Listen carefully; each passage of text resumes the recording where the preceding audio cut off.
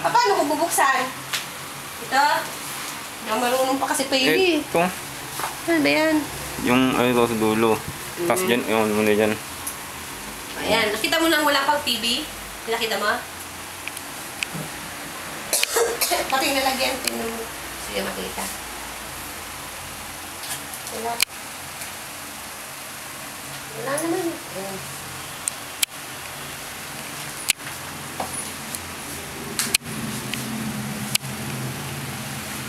Walang sound. Ano ang dilim? Ayusin natin yung sound. Hindi pa tayo masyado yung sound. Saan yung sound? Yung isang remote niya lang gamitin.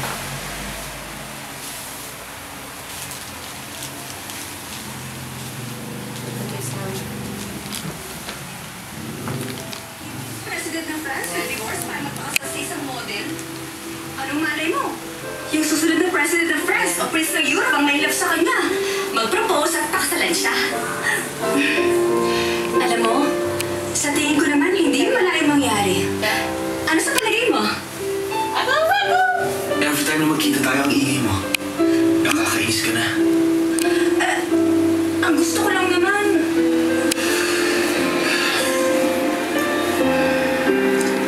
Ano bang nalalaman mo?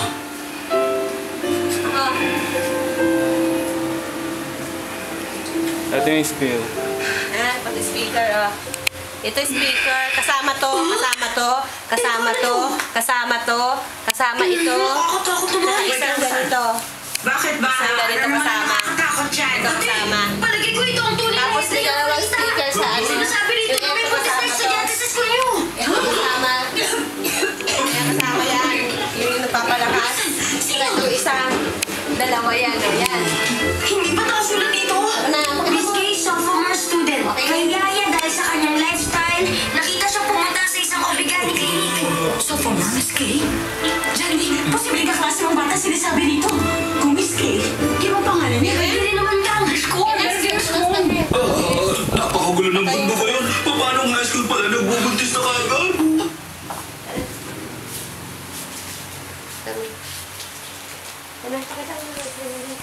Ano na lang namin sa kanya tama na. Tatagal pa pag